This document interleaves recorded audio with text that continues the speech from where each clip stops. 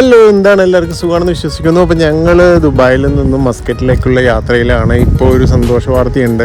നമുക്ക് ദുബായിൽ നിന്നും അല്ലെങ്കിൽ UAE നിന്നും നമ്മൾ ഒമാനിലേക്ക് പോവുകയാണെങ്കിൽ നമുക്ക് വിസയ്ക്ക് ചാർജ് വരുന്നില്ല. ഒരു എക്സിറ്റ് ചാർജും അതേപോലെ അവിടുത്തെ ഒരു ഒമാൻ്റെ എൻട്രി പെർമിറ്റിന് ഒരു 14 ഡേയ്സിന് എക്സ്ട്രാ ചാർജ് വരാറുണ്ട്. അപ്പോൾ നമുക്ക് ഫ്രീ ആണ് കേട്ടോ. ദുബായിൽ നിന്ന് മസ്കറ്റ് വരെ ഏകദേശം ഒരു 450-460 കിലോമീറ്ററോളം ഉണ്ട്.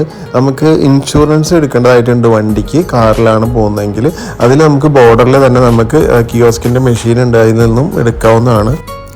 ഇൻഷുറൻസ് ചാർജ് ഏകദേശം 3 ദിവസം, 5 ദിവസം, 7 ദിവസത്തൊക്കെ ഓപ്ഷൻ നമുക്ക് അവൈലബിൾ ആണ് കേട്ടോ.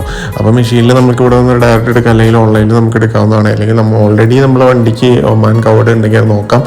ഞാൻ 5 ഡേയ്സിന് 130 ദിറംസ് ആണ് ഞാൻ കൊടുത്തത്. 14 ദിവസത്തെ വിസയാണ് കേട്ടോ നമുക്ക് അവിടെ നിന്ന് അടിച്ചു കിട്ടുക.